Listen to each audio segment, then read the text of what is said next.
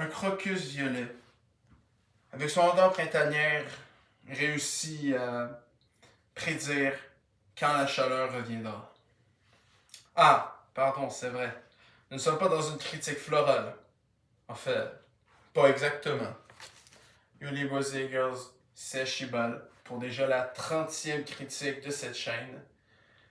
Et c'est pas pour n'importe quel album, puisque il y a 3 jours, le 31 juillet, Ariana Grande a sorti son 8e album, Petal. Et donc aujourd'hui, je vais vous faire, comme avec Quintessence de Taeyong, une critique sous fond d'analyse. J'ai donc pris ce que le titre de l'album voulait dire, les thèmes globaux, mais aussi les thèmes de chaque chanson et l'ambiance musicale, avec certains points forts et points faibles selon moi, pour vous dire que vaut l'album de mon avis, selon mon avis. Pour commencer, il faut se dire une chose. Pourquoi Ariana a fait un album à peine 2 ans après Eternal Sunshine? Parce qu'effectivement, Eternal Sunshine est un album très récent et c'est rare que des artistes occidentaux, je précise parce que dans K-pop c'est très différent, c'est rare que quelqu'un fait autant de chansons en si peu de temps. Parce qu'on pourrait quasiment se dire que des chansons comme We Can Be Friends ou Yes And sont super récentes. Et je dis pas 2 ans, c'est pas très vieux. Mais si Ariana fait un album, c'est qu'elle avait des choses à raconter. Et dès le titre, il y a quelque chose qui frappe aux yeux. Petal. Pétale. Un titre très simple, très sobre, mais qui a une grande signification. Et c'est pour ça que j'ai dit que c'était un peu une critique florale. Parce qu'en fait, le titre, c'est une métaphore à la fois des 2 états d'une fleur, qui représente à la fois le passé qu'Ariana veut oublier et l'avenir qu'elle veut construire. Pour commencer, il y a la fleur fanée, la fleur morte, qui est donc l'épuisement professionnel et toutes les galères, toutes les choses, je vais dire mauvaises, mais oui, techniquement c'est mauvaise, les choses pas le fun qu'elle a vécues par son passé et dont elle veut se débarrasser à tout prix, et la fleur qui éclot, la fleur qui naît, pour la libération de son futur potentiel, de la voie qu'elle veut tracer par elle-même sans que les gens dictent ce qu'elle doit faire ou doit être. Et avant de vous dire les thèmes globaux de l'album, il y a un truc qu'il faut absolument dire. Oui, Ariana a l'air particulièrement mince. C'est vrai qu'elle a la peau sur les os. Quand on regarde les photos, quand on regarde même juste le MV de Petal, c'est vrai qu'on voit ses côtes et tout. Mais si on se base selon ses dires, et on n'est pas dans la K-pop, donc franchement, je pense que c'est assez sincère, parce que des fois dans la K-pop, on n'est pas sûr hein, si c'est l'agence qui lui a dit de dire ça ou quoi que ce soit. Mais là, je suis assez confiant que c'est bien elle. Que la forme qu'elle a actuellement, c'est la forme où laquelle elle se sent le mieux. Parce qu'elle a vécu beaucoup de galères à une certaine époque. Même des choses vraiment tragiques, hein, comme la mort d'un de ses ex, ou d'une partie de son public lors de ses spectacles, ou tout ce qu'elle a vécu à propos de Nickelodeon, qui était un endroit assez toxique pour quelqu'un de, je crois, moins de 20 ans.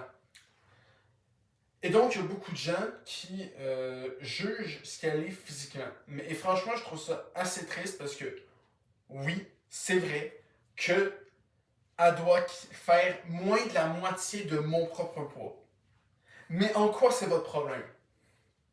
Tant et aussi longtemps qu'on n'a pas un communiqué officiel comme quoi Ariana est à l'hôpital et elle va super mal, j'ai pas l'impression qu'on a besoin de s'inquiéter.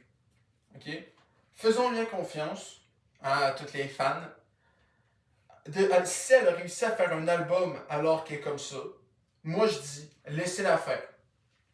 Elle sait ce qui est le mieux pour elle. Et si à l'époque où les gens disaient qu'elle était plus en santé, c'était une époque qu'elle avait oubliée, ben peut-être que c'est une manière d'oublier le passé. Tant que ça lui fait pas de mal, moi je vois pas le problème. Bref. Et justement, il y a quelques thèmes globaux dans ce que je viens de dire. Enfin, dans ce que je viens de dire sur Ariana, il y a dans les thèmes globaux un peu de rapport avec ça.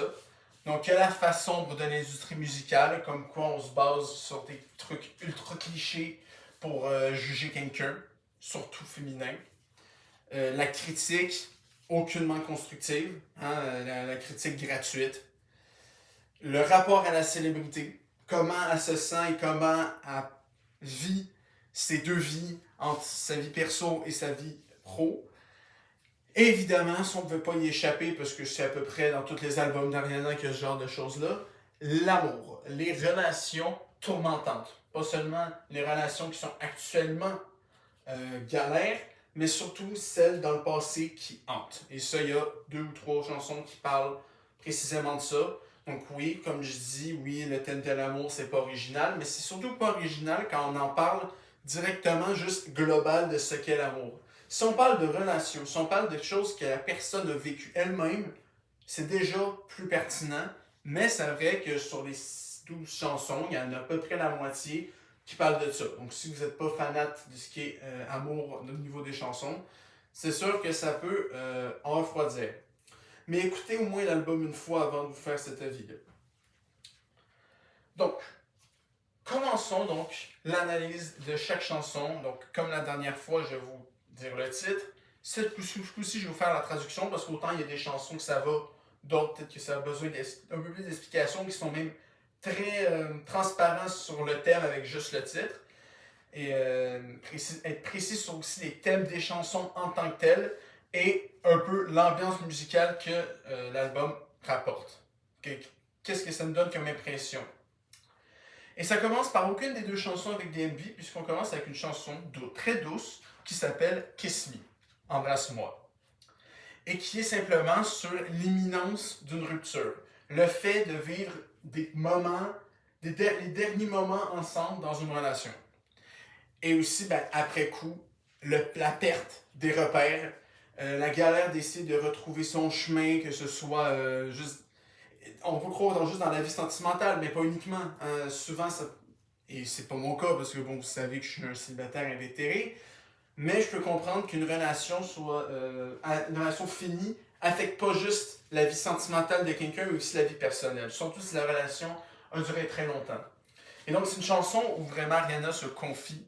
Donc, c'est une chanson avec un tempo, avec une ambiance très douce, très intimiste, vulnérable. On dirait vraiment qu'on est son confident. Je dirais pas forcément son psy, mais son confident. Donc, c'est une entrée qui peut sembler douce. Et vous allez voir à la fin que la dernière chanson aussi a un beat un peu dans ce genre-là. Mais Ariana essaie de changer un peu son image avec cet album-là, avec des propositions assez particulière, assez unique qu'on n'aurait jamais cru d'Ariana. La deuxième, c'est probablement la chanson la plus connue, vu que c'est la première qui est sortie. Hate That I Made You Love Me. Je déteste t'avoir fait tomber amoureux de moi. Donc oui, le titre en anglais est long, le titre en français l'est encore plus. Et ça parle pas tant de relations en tant que telles, mais plus des autres thèmes liés à ce qui a rapport aux médias, à la vision que les gens ont d'elle. Mais surtout au détachement de cette vision du public-là. Parce que beaucoup de gens, Ariana, c'est la petite fille cute qui a une image, qui est un modèle de gentillesse et j'allais dire, de beauté juvénile, sauf que c'est extrêmement louche de dire ça, hein? Parce que c'est vrai, indéniablement, Ariana a l'air plus jeune qu'elle l'est. C'est un fait. Et je pense qu'il y a beaucoup de gens qui la sexualisent sur ça, et franchement, c'est pas la chose à faire. Trouver une célébrité homme ou femme belle, beau, c'est naturel. Mais à définir uniquement par cet aspect, à part si c'est une top modèle, là c'est pas le cas, et même top modèle, hein, sérieux, essayez de vous... Et même là, vous en connaissez des top modèles qui sont connus juste pour ça? Voilà, je penserais pas. Et donc, cette chanson-là, le titre, déjà, comme j'ai dit, c'est le plus long. Donc, il est assez transparent sur ce qu'il veut raconter. Je déteste avoir fait tomber amoureux de moi. C'est pas... On pourrait croire que c'est la seule chanson qui a le mot love dans son titre. On peut se dire que c'est une chanson d'amour. Et oui et non. C'est une métaphore un peu en lien avec l'amour, mais c'est surtout une manière de dire que elle veut plus qu'on la définisse parce qu'elle était à une époque. Elle veut changer. Elle veut changer de voix. Donc, elle veut faire un retour à ce qu'elle est, elle, Ariana Butera Grande. son vrai nom complet, ce qu'elle est en tant que personne et non en tant que célébrité. Donc elle veut faire ce qu'elle a toujours voulu faire. Pas juste pour plaire au public, mais aussi les choses qu'elle-même, ça lui plaît. Qu'elle fasse des choses que ça lui plaît de faire et pas juste pour que les gens l'admirent. Et donc, vu son âge, 33 ans, ça reste quand même très jeune, ça reste une preuve très grande de maturité. Et dès le MV, on s'en rend compte, bon, la première fois qu'on a eu la chanson, le 29 mai, on a juste eu les lyrics, mais après on a eu un MV plus tard. Et le MV est assez clair. Elle enterre, à la fin, elle enterre un mec. Elle enterre les vieux fans on veut lancer une Ariana. Elle les enterre, puis elle garde seulement les fans qui l'aiment comme elle est actuellement. Donc, on est sur un MV qui est quand même intéressant. Je ne vais pas faire l'analyse du MV en tant que tel, mais il correspond bien au message qu'elle va envoyer. Après, on a donc la seconde chanson qui a eu un MV, la chanson éponyme, Petal, donc Pétale. Et avant de parler des thèmes, il faut parler du MV. Parce que le MV, attention, homme sensible, s'abstenir, il y a un moment extrêmement sanglant, mais qui reste très cohérent avec ce qu'il raconte. Parce que là, c'est la chanson qui parle le plus des médias et de comment on l'aperçoit. C'est une fausse représentation qu'on se fait en se basant sur à quoi elle ressemble, sur ce quoi elle paraît être. Pas pour ce qu'elle est, mais ce qu'elle paraît être. Et vu toutes les choses qui sont passées sur son physique dernièrement, c'est une chanson qui est quasiment une critique directe de ce phénomène-là et qui, ironiquement, a créé d'autres trucs sur ça. Ouais, c'est un sacré bordel. Et donc, ça va de soi, ça va aussi avec le thème de l'impitoyabilité des médias, d'à quel point les gens dans le milieu ont aucune pitié, c'est le plus du mot impitoyable. Et ça se voit dès les gens dans la vidéo qu'on voit qui la critiquent sur peu importe ce qu'elle fait, c'est jamais assez bon et tout. Et finalement, à la fin, comme j'ai dit, c'est sanglant, elle les kill sans scrupule avec une chainsaw. Donc c'est hardcore, mais ça reste une métaphore qu'elle tue son passé pour construire un avenir qui lui ressemble plus. Et on a aussi un truc en rapport justement avec les fleurs, il fallait bien qu'il y ait quelque chose avec ça. Sur une étoile Hall of Fame, il y a une fleur qui fane au début, et à la fin, elle renaît. Donc la signification du titre, je ne suis pas allé chercher très très loin. Honnêtement, c'était assez clair. J'ai juste utilisé les bons mots. Mais voilà. Donc, elle était coincée dans une spirale infernale et là, elle veut s'émanciper. Ce qui est extrêmement légitime. Et au niveau musical, on est sur une des chansons les plus étranges musicalement, puisque le tempo est relativement lent, relativement bas, grave, mais aussi une forme d'étrangeté. Une chanson un peu sombre.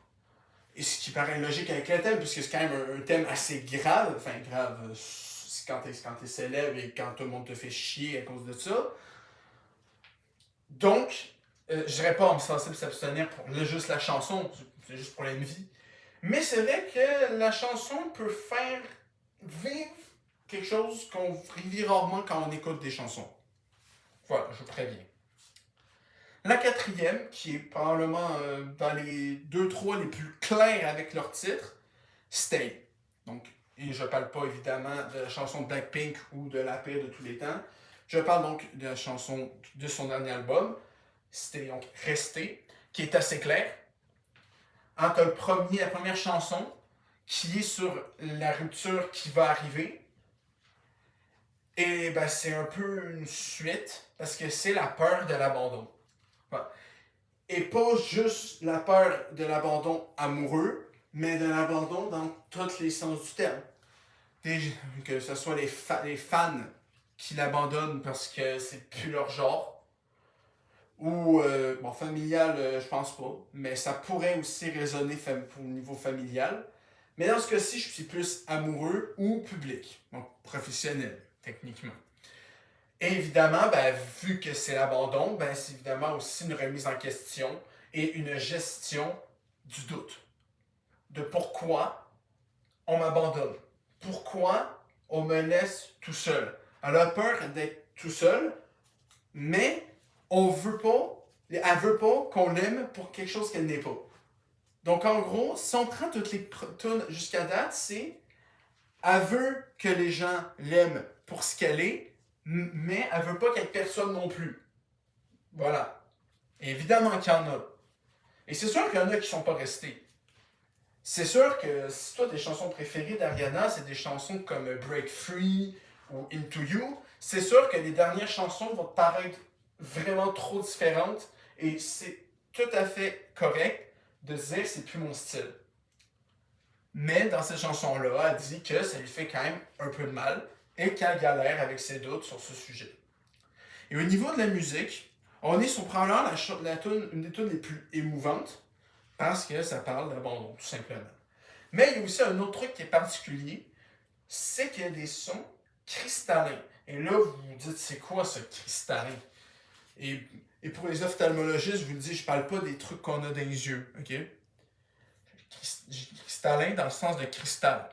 Il y a des sons dans l'ambiance de la musique qui peuvent faire penser à des cristaux qui s'entrechoquent. Je ne sais pas trop comment décrire précisément. Moi, c'est comme ça que ça me venait. Des cristaux qui s'entrechoquent. Ça fait un son à la fois doux, reposant et très particulier. La prochaine, Oh Well, ça a deux traductions, donc ça pourrait être genre Eh bien, ou, comme moi je l'ai traduit plus logiquement en français, Eh bien. Ah non, pas Eh bien. Tant pis. Voilà. Non, tant pis. Et c'est littéralement une réponse à la chanson d'avant. Je vous dis, la ligne directrice de cet album-là est super claire. Il y a des chansons qui sont soit contraires une à l'autre, enfin pas qu'ils sont contraires, mais complémentaires, qui se répondent. Le yin et le yang. Donc on a la peur de l'abandon, maintenant on a le lâcher prise amoureux. D'à quel point il faut arrêter de se sticker sur une relation qui n'existe plus. Que continuer à penser à un ex qui a été toxique, parce que l'autre thème, c'est la guérison de la toxicité, donc il y a un lien avec les relations toxiques qu'elle a eues. Pas toutes les fins de relation d'Ariana ont fini par la toxicité. Il y a le cas d'un de ses ex qui est juste plus de ce monde. Mais disons que en tant que célébrité, il y a beaucoup de gens qui ont profité de sa célébrité. Qui n'étaient pas tant amoureux d'Ariana Butera Grande, de la fille derrière la célébrité, mais de la célébrité en tant que telle, que de la figure qu'elle représente. Donc les relations n'étaient pas du tout saines parce que c'était pas un amour logique. C'était pas un amour déjà pas compatible. Quand un amour est sincère et l'autre est artificiel, c'est sûr que ça va pas durer longtemps et que ça va finir par être toxique un moment donné. Et donc cette chanson-là transmet ce message. Et au niveau musical, on est sur une des 2-3 chansons avec un beat plus rythmé. Je dirais pas jusqu'à dire dansant. Il y en a une vers la fin qui fait plus ça. Mais le tempo est plus vite. En tout cas, plus vite que dans Petal. Ça, c'est certain. Donc, c'est une des chansons qui pourrait être... Parce qu'on pourrait croire que c'est une transition entre deux époques d'Ariana. Et il y a beaucoup de chansons qui sont un peu expérimentales. Mais ça, c'est une des chansons qui paraît les moins expérimentales. Ce qui n'est pas une mauvaise chose en soi. Et aérienne, dans le sens qu'on se sent flotter quand on l'écoute. C'est un peu la même chose que l'atmosphérique de la tune au long titre, Ain't That I Made You Love Me. C'est un peu la même chose. Niveau à quel point tu te sens un peu transporté, que tu te sens dans une ambiance singulière quand tu l'écoutes. Tu es un peu reposé, mais à la fois tu as un message très clair. Parfait. Passons maintenant à une autre chanson avec un titre extrêmement clair, Big Feelings, donc de grands sentiments, qui parle de l'asymétrie des sentiments, justement. Quand quelqu'un aime plus son compagnon que son compagnon l'aime elle. Et de l'acceptation qu'elle aussi, elle a le droit de se vanter. Attends, comment j'ai écrit ça? Comment On va parler de symétrie. On va commencer avec ça. Donc, c'est assez clair. De grands sentiments, c'est quelqu'un qui a des plus grands sentiments pour un que l'autre en a pour lui. Et donc, c'est encore là, on est sur un comportement qui peut, je serais peut-être pas jusqu'à dire toxique, mais en tout cas qui peut rendre une relation galère. Et après, c'est d'accepter que, comment dire, ah, ça m'énerve parce que je fais une fiche super claire et maintenant je galère sur comment expliquer. On va penser à la musique avant. La musique, dans ce cas-ci, est très discrète. C'est une musique très discrète au piano. Donc, c'est très épuré. Il n'y a aucune fioriture. Donc, c'est une tune qui laisse vraiment plus de place à la voix, au chant, qui, je le rappelle, la voix d'Ariana est toujours aussi belle et précise, hein, ça ne changera jamais. Mais qui reste quand même un peu différente que dans d'autres dans des albums précédents. Là, il n'y a pas de prouesse ultra haute. T'sais, quand on compare Ariana à Mariah Carey, par exemple, c'est pas le genre de performance. Si c'est l'Ariana que vous aimez, c'est pas dans cet album-là que vous allez la retrouver, malheureusement. Donc voilà. Pour Big Feelings, c'est une chanson qui met encore plus en valeur son thème en tant que tel que la musicalité qui est vraiment très discrète. Après coup, on a Freak, qui est probablement le titre le plus violent. Parce que ça a beaucoup de définitions différentes. Moi, je l'ai pris comme détraqué. Quelqu'un qui est un détraqué, un obsédé, un mec qui veut pas lâcher alors qu'il faudrait. Et ça, évidemment, ben, c'est sur la pression médiatique. Donc là, on retourne à ce qui est plus la façon de la musique, les critiques, les célébrités en tant que telles. Donc, c'est la pression des médias et le désir de s'en détacher pour recommencer de zéro. Donc là, on est sur la chanson qui a le plus de liens directs, à part évidemment Petal, parce que c'est le titre de l'album, mais qui a plus un lien avec la signification du titre. Parce que la pression médiatique, c'est l'épuisement professionnel. C'est le fait, quand on a mort, d'être tout le temps observé. Qu'on sache tout d'elle et qu'on parle de choses qu'elle veut pas qu'on parle à propos d'elle. Et le fait qu'elle veut recommencer de zéro, donc qu'elle veut montrer quelque chose qu'elle n'a jamais montré. Donc recommencer de zéro, c'est surtout dans le sens de changer complètement de direction artistique. Et franchement, sur ce coup-ci, c'est totalement réussi. Au niveau musical, on est encore, et ça paraît particulier vu le titre, et on a vu ça avec Taeyang, hein, c'est pas parce qu'une chanson s'appelle Gold que c'est forcément une chanson rentable. Eh bien, Freak, qui peut paraître une chanson vraiment arch, et on va avoir des chansons arch. Une des prochaines, que c'est vraiment une chanson qui, je dirais pas arrogante, mais en tout cas, où il y a beaucoup de confiance en soi, qui se dégage. Un peu d'arrogance, mais genre de la bonne arrogance, vous allez voir. Mais c'est une chanson qui s'appelle Détraquer, des mecs obsédés par tout savoir alors qu'elle ne veut pas qu'on sache tout. Eh bien, la musique, elle est calme et légère. Vraiment. Je dirais pas jusqu'à dire. Enfin, oui, douce, oui. Mais je dirais pas autant vulnérable que la première et la dernière que vous allez voir. Mais en tout cas, encore là, on est sur quelque chose de. Et c'est ça le contraste qui est magnifique. Entre une musique, je dirais pas autant discrète que celle de Big Feelings, mais qui est vraiment sur un tempo assez. Là, je dirais pas bas, je dirais un tempo calme. Genre, quasiment, on pourrait. Sur l'instrumental, on pourrait quasiment faire un message là-dessus. Il y a beaucoup de musique de cet album-là que ça pourrait être ça. Et justement, un autre point que j'ai beaucoup aimé, c'est l'attention particulière qui est mise sur l'instrumental. Parce que chaque musique, même si souvent ça revient le fait que ça soit assez atmosphérique, assez calme, épuré, ça reste quand même relativement différent. Donc le soin mis sur la musique est quelque chose que j'ai particulièrement aimé. La prochaine est extrêmement courte. Et je ne sais pas si vous vous souvenez pour Taeyang que j'avais fait une critique comme quoi les chansons étaient trop courtes. Sur cet album-là, ça va. Cette chanson-là, c'est la seule qui est en bas de 2 minutes. Et c'est normal puisque c'est un interlude. Pour toutes les autres chansons, donc ça fait 11, on en a seulement 4 qui sont en bas de 3 minutes et toutes les autres sont en haut de 3, aucune autre 4, mais quand même, on est sur des durées qui sont déjà plus intéressantes et qui permettent de parler profondément donc des thèmes qui, pour la majorité, peuvent relativement parler à un large public. Peut-être moins la partie célébrité, mais la partie amoureuse, je crois que oui. Et donc, cette interlude s'appelle Warning Signs, donc signaux d'alerte. Et si vous êtes sur Internet, vous savez ce que c'est un red flag, ben ça parle de ça. Ça parle du regret d'avoir ignoré les évidents red flags.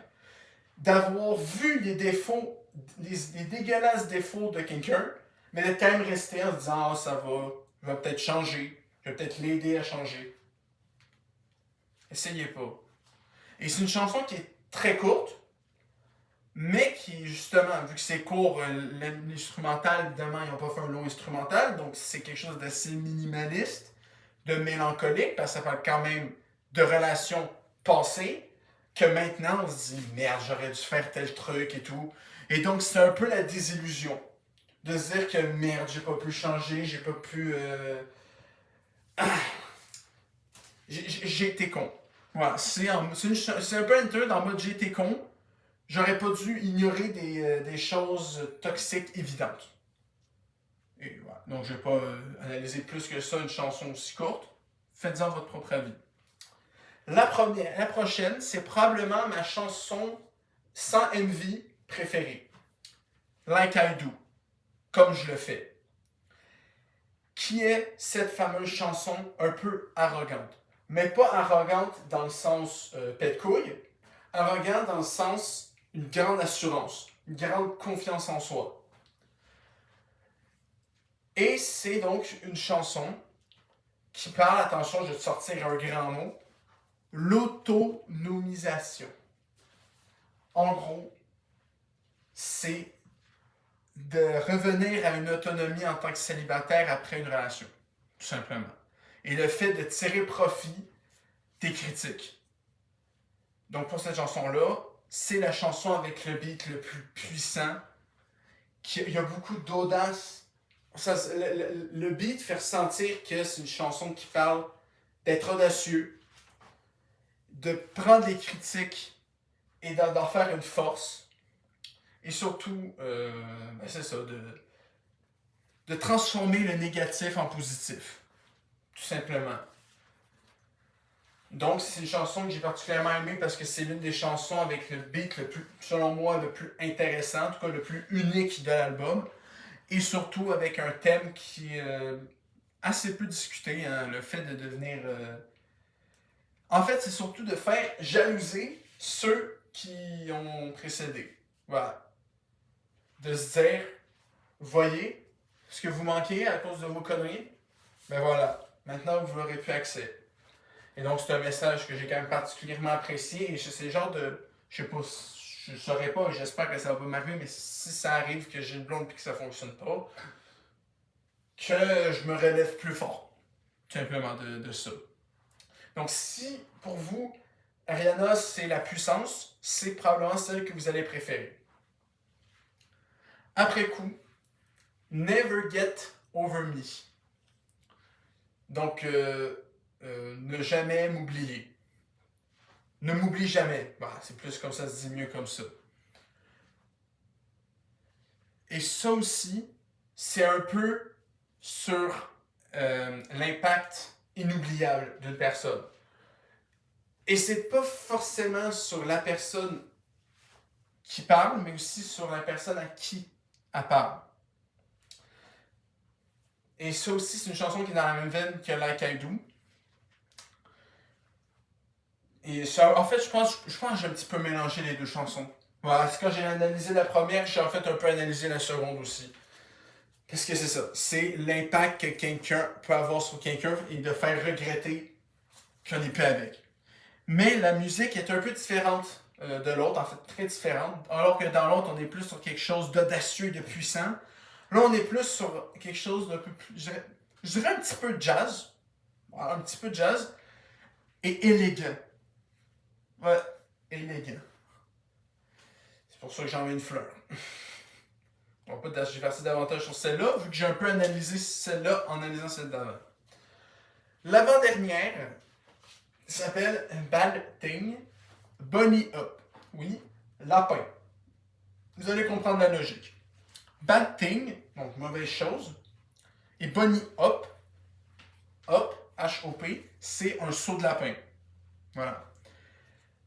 Et ça, ben, ça parle de la nostalgie, de la jeunesse et de la lucidité lors d'une relation complexe. Et donc, de passer par-dessus des choses qu'on veut pas vivre, des choses qui nous ont par le passé fait du mal et qu'on veut juste sauter par-dessus. Voilà, vous voyez comment je suis à faire des bonnes analyses. Voilà, et ça c'est, je dirais, même si oui, il y a 2 chansons qui ont une vie, je dirais que c'est la chanson qui a le plus le style d'une chanson, je serais pas commerciale, ça ferait un peu méprisant. Mais une des chansons qui pourrait avoir le plus de chances de devenir un tube autre que celles qui ont une vie. Et ça, c'est un choix qu'Arena a fait, et qui est quand même assez osé comme pari, d'avoir pas vraiment de tube instantané. Ce qui fait que c'est un album qui s'apprécie au fur et à mesure qu'on l'écoute. Les gens qui vont l'aimer du premier coup sont extrêmement rares.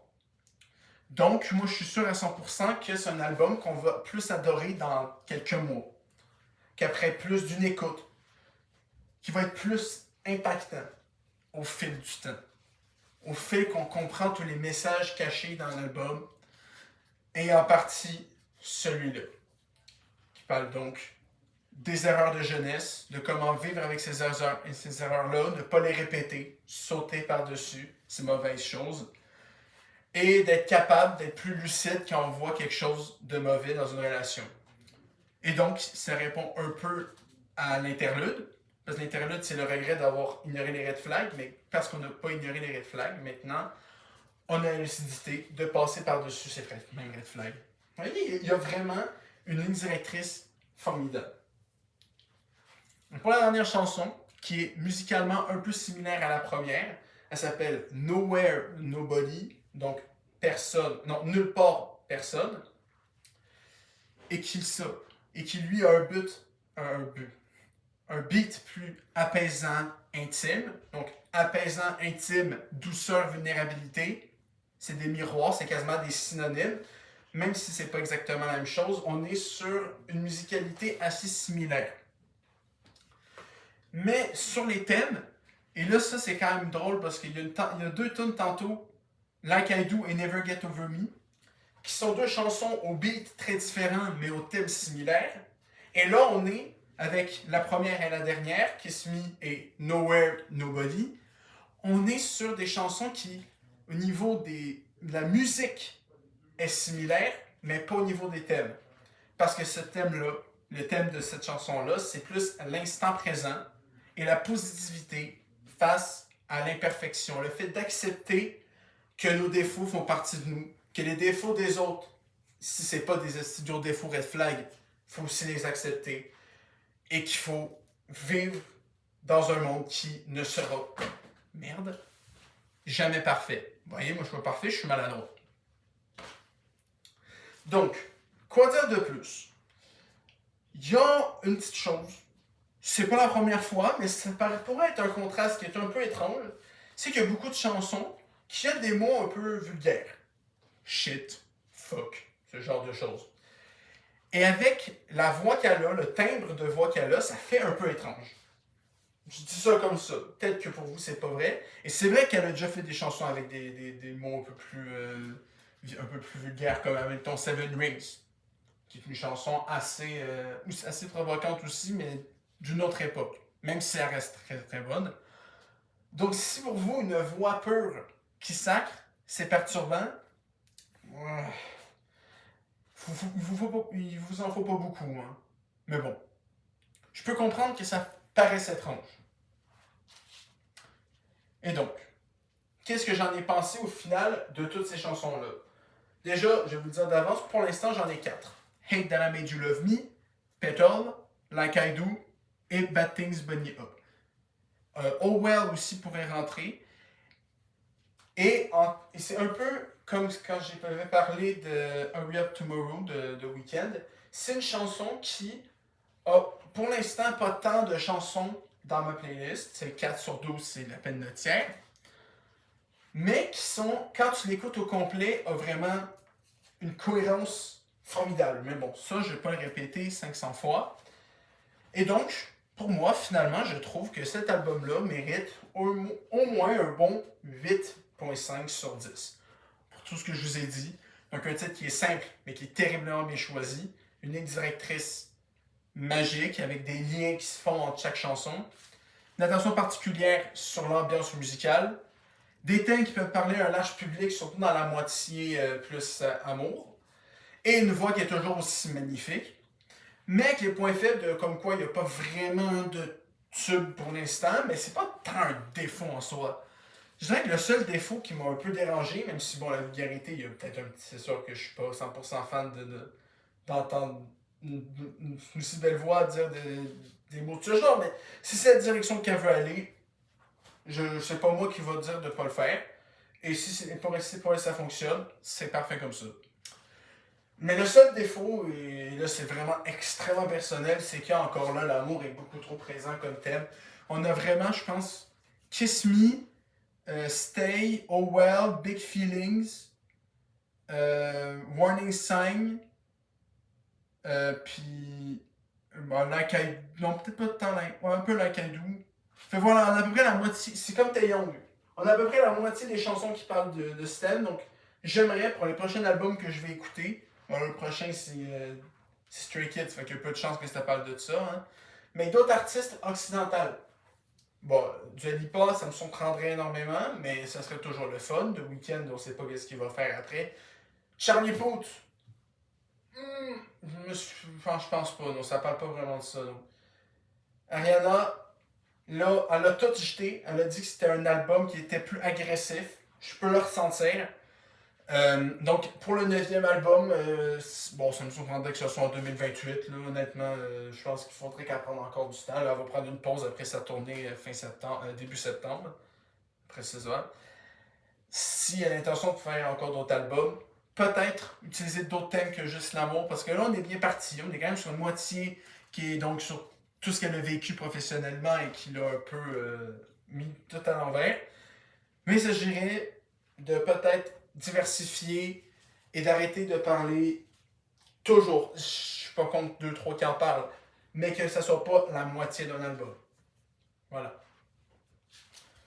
Merci d'avoir vu ma critique numéro 30 sur Pedal d'Ariana Grande. J'espère que vous avez aimé et que vous allez écouter l'album ou réécouter pour vous faire votre propre avis. Hein. Vous pouvez toujours me le dire dans les commentaires, même si vous le faites techniquement jamais, mais rien ne vous l'empêche. Et donc, la semaine prochaine, épisode 7, le vrai épisode 7 de Hors de l'ordinaire, puisque demain et jusqu'à jeudi, donc ça ne va rien changer sur les vidéos, je vais en vacances au lac Bouchette et je vais faire une entrevue avec un père capucin, celui qui m'a baptisé, celui qui a marié mes parents, et qui évidemment a une vie extrêmement intéressante. Et on s'est déjà beaucoup parlé, mais j'ai envie de vous le faire connaître. La semaine d'après, on va voir l'épisode 2 d'Épreuve du temps, qui va donc être sur Super Paper Mario, un jeu très particulier que j'aime beaucoup jouer, que j'aurais jamais cru jouer et aimer autant. Et vous allez voir. Et dans 3 semaines, ça va être la 10e lecture, mais la 5e lecture de commentaires, parce qu'on est déjà à 56 et je sens que dans les prochaines semaines, on va peut-être atteindre le 60, donc on va probablement être sur l'épisode des commentaires le plus long. Donc j'espère que vous aimez ce concept-là. Après coup, il va évidemment avoir des trucs comme le résumé de l'été, ou peut-être des trucs sur ma job, hein, on est toujours sur rien. J'attends après les vacances à la bouchette pour vraiment me concentrer 100% sur ça, mais promis, s'il arrive des nouveaux trucs, je vous en parle. Merci. Donc, comme récompense pour votre écoute, je vous donne donc cette belle fleur. Je ne l'ai pas remarqué, hein, mais c'est pas une vraie. Je pense que c'est un peu évident, mais je voulais quand même préciser pour ceux qui n'avaient pas remarqué. Regarde. Tout pété et tout. Mais ça fitait avec ma chemise, fait que je l'ai prise. Voilà. merci. Et aux 3 prochaines semaines pour un hors de l'ordinaire, un épreuve du temps et une lecture. Au revoir et prenez soin de vous.